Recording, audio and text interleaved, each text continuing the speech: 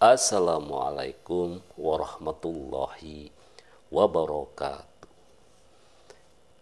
Saudara-saudaraku, alhamdulillah kita masih bertemu kembali ya di Hidup Sehat bersama Lukman Effendi. Baik, ini adalah pembahasan yang terakhir berkenaan dengan fungsi makanan ya. Sudah kita jelaskan baik fungsi makanan secara kesehatan atau fungsi makanan secara kesehatan fisik gitu ya. Kemudian fungsi makanan secara Islam, dimensi-dimensi spiritual dari makanan. Kemudian fungsi makanan secara psikologis, secara mental psikologis, secara kejiwaan ya. Dan yang terakhir kita akan membahas tentang fungsi makanan secara sosial budaya. Makanan memiliki banyak fungsi sosial budaya, di antaranya sebagai sarana perayaan, sebagai simbol status, dan juga identitas budaya. Fungsi sosial makanan juga dapat mempererat hubungan sosial dan juga memperkuat rasa persatuan. Nah, apa saja sebenarnya tadi sudah kita sampaikan, mungkin ada perlu penjelasan yang lebih rinci ya. Yang pertama, sebagai sarana perayaan. Makanan dapat menjadi sarana perayaan seperti nasi kuning atau juga kue tar untuk ulang tahun ya. Jadi perayaan-perayaan banyak kita ada simbol-simbol juga gitu ya. Nah, jadi ketika Idul Fitri ya, setiap kebudayaan mengembangkan budaya masing-masing ya. Kalau di Jawa di Idul Fitri tidak lepas dari ketupat dan juga opor ayam kampung gitu ya, opor ayam kampung gitu ya. Kemudian juga sambal goreng hati gitu ya. Dan sebagainya ya. Jadi sarana perayaan. Fungsi yang kedua ya, secara sosial budaya, makanan juga menjadi simbol status. Ya, makanan dapat menjadi simbol status yang dapat menaikkan prestis orang yang mengkonsumsinya. Ya, walaupun hari ini saya kira fungsi ini sudah tidak terlalu relevan ya, karena saya kira hampir semua makanan itu bisa dinikmati oleh segmen masyarakat yang begitu luas ya. Tetapi kalau saya mencoba menengok ke belakang di waktu saya masih kecil ya, maka simbol status itu cukup tinggi ya. Ada beberapa makanan yang menunjukkan status ya. Kalau di Jawa kita mengenal ada lemper ya, dulu lemper itu isinya ada yang daging, ada yang serundeng ya, atau dari kelapa ya. Dan daging itu salah satu menjadi simbol status gitu ya. Dan hari ini sudah jarang sekali gitu ya. Bahkan kadang-kadang kita malah merindukan gitu ya makan lemper dengan isi serundeng atau dari kelapa tadi yang sekarang jarang orang membuat ya. Kemudian fungsi makanan yang ketiga secara sosial budaya adalah dapat menjadikan identitas budaya ya. Makanan dapat menunjukkan entitas budaya tiap daerah.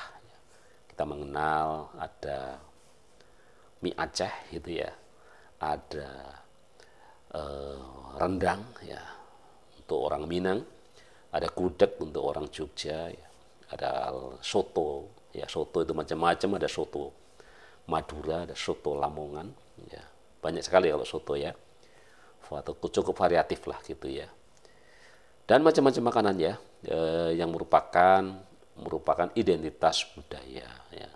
Sehingga ketika kita berkumpul ya, kalau berkumpul orang Jawa mungkin salah satu menu yang tak boleh ditinggalkan tentu gudeg kalau orang Jogja gitu ya.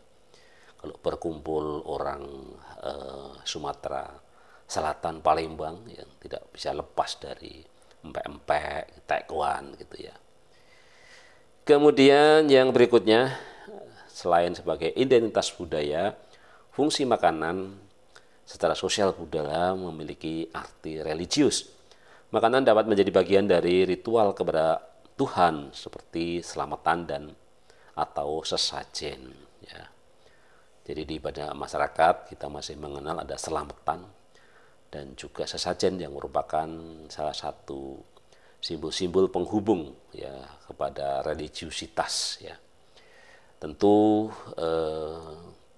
dengan arus istilahnya akulturasi ya, asimilasi dan sebagainya, maka ini sudah banyak berkurang ya, tetapi tetap saja masih ada.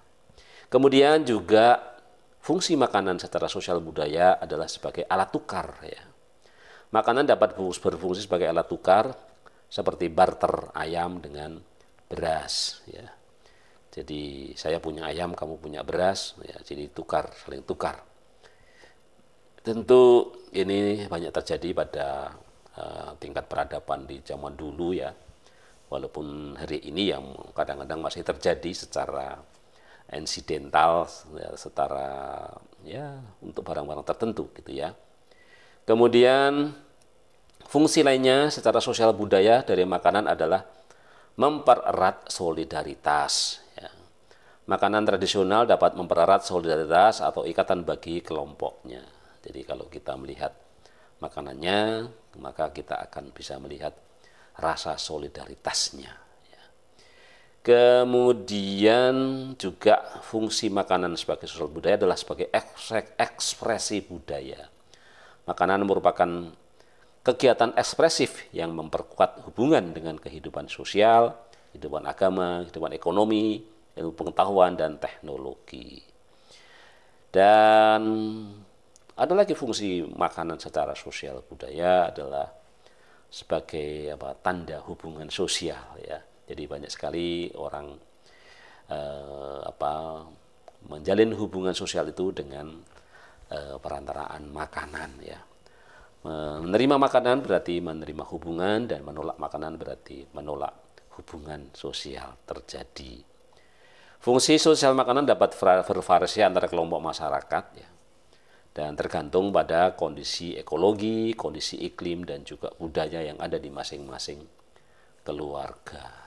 Jadi kalau kita uraikan dalam konteks sosial budaya, fungsi makanan itu akan menjadi lebih banyak lagi ya. Bahkan juga nanti makanan itu juga bisa sebagai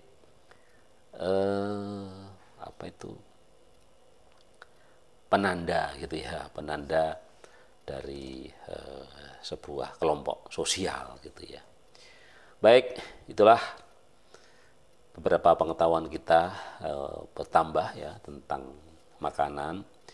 Tentu dalam konteks tadi adanya proses akulturasi, asimilasi ya, peran makanan dalam konteks sosial budaya itu makin lebih kompleks lagi gitu ya.